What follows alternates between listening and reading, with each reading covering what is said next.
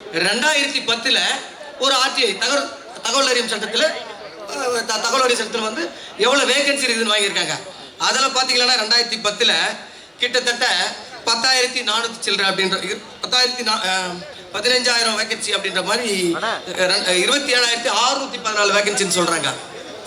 அதனை தொடர்ந்து அப்போ அரசில் வந்து இதில் ஆர்டி ஆக்டில் வாங்கி ஒரு கோர்ட்டுக்கு உயர் நீதிமன்றத்துக்கு போகும்போது அன்றைய தினத்தில் இருந்த ஏடிஎம்கே அரசு அதுக்கு வந்து ஒரு பெனால்ட்டியாக 15,000 கட்டிட்டு வெளியே வந்துடுறாங்க. அதை நிரப்புறேன்னு சொல்றல, நிரப்ப தவறினால் 15,000 கட்டணும் போது கட்டிட்டு வெளியே வந்துடுறாங்க.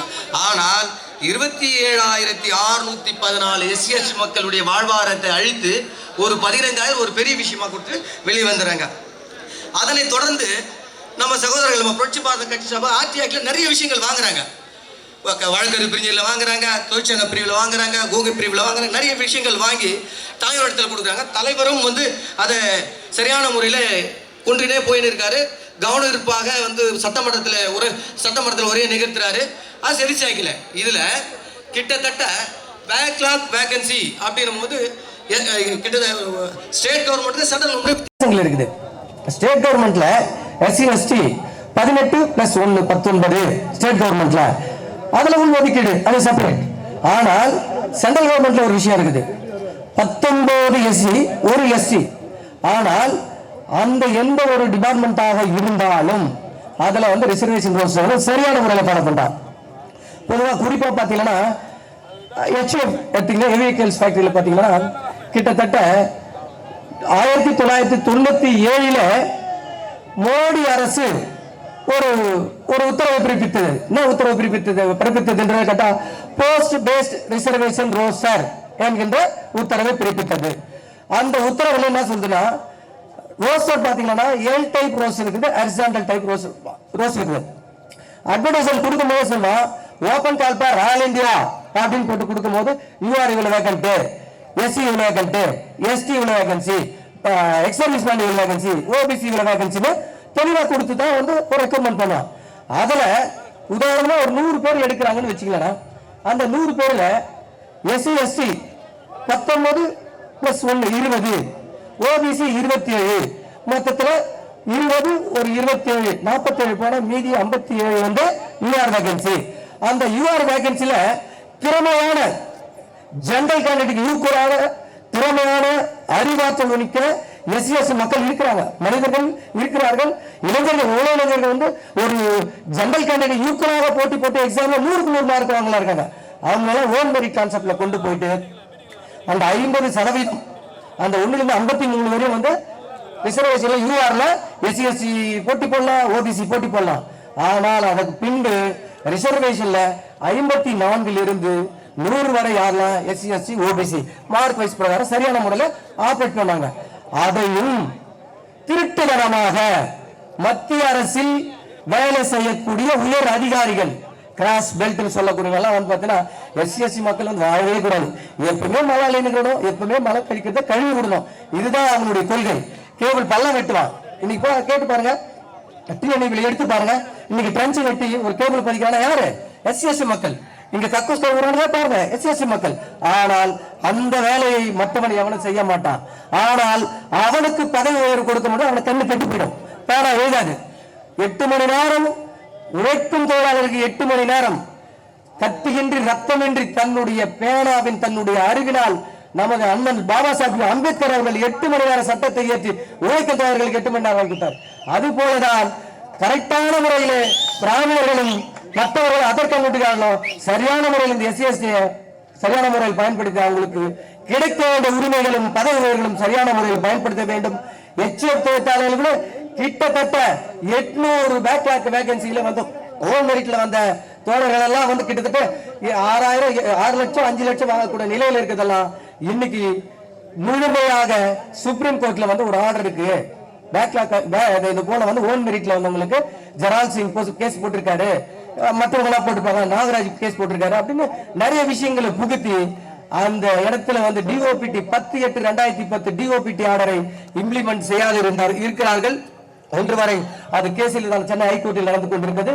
நம்மளுடைய இளமான புரட்சி பாரத கட்சியினுடைய புரட்சியாளர் டாக்டர் அம்பேத்கர் வழியிலும் நம்மளுடைய இனமான காவலர் மூர்த்தியார் அண்ணன் வழியில வந்த அண்ணன் ஜெகன் மூர்த்தியார் அவர்கள் பலமுறை கேட்க பேசியிருக்காரு, பலமுறை நிர்வாகத்தில் பேசியிருக்காரு.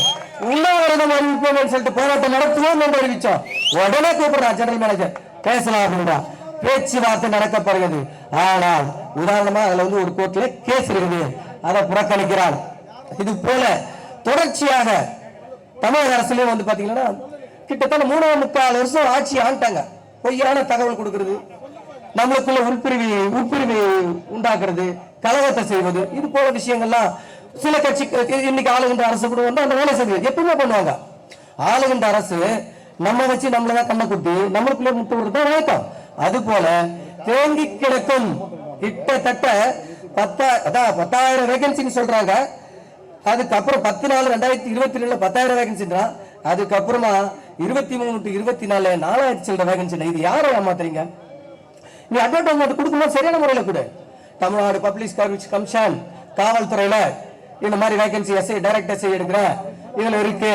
இது மாதிரி காவல்துறையில பேக்லாக் வேகன்சி, ப்ரமோஷன் வேகன்சி, இதுக்கு எலிஜிபிள் ஆனதும் டிகிரி படிச்சவங்க எக்ஸாம் எழுதலாம். அந்த மாதிரி விஷயத்தை தெளிவான முறையில ஒரு நோட்டிபிகேஷன் போட்டு கொடுக்காம இந்த அரசு திருட்டுத்தனமாக தான் தோன்றுதனமாக இந்த எஸ்சி மக்களை நசுக்கும் விதமாக செயல்பட்டுக் கொண்டிருக்கிறது.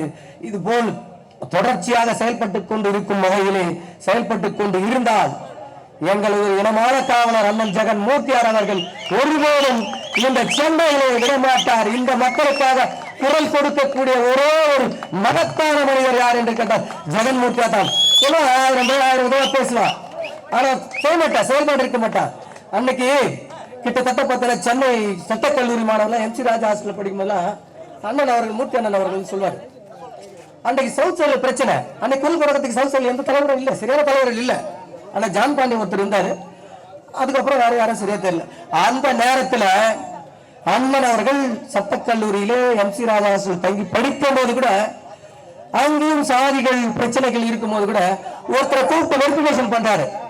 அண்ணன் அவர்கள் ஒரு ஆளை கூப்பிட்டு வெரிஃபிகேஷன் பண்றாரு. இங்கேயும் சாதியை நீங்கள் அதிகமாக பயன்படுத்துகிறீர்கள், ஆகவே உங்களை விசாரிக்கணும்னு ஒரு குழு மாதிரி போட்டு ஹாஸ்டல்ல படிக்கிறவங்க ஒன்னா சேர்த்து வச்சு விசாரிக்கிறாங்க. ஹாஸ்டல்ல தங்கி ஹாஸ்டல் ரூம்குள்ள வச்சு லாக் பண்ணி விசாரணை செய்யறாங்க. ஆனால் இன்றைக்கு தலித் மக்களை எல்லாம் ஏமாத்தி கொண்டு மேலே உலகில் போய் பேசுறாரு. நான் தான் மேலே உலகில் முழுமையா குரல் கொடுத்தேன், தேயிலை தோட்டத்தில் நான் தான் முழுமையா குரல் கொடுத்தேன்.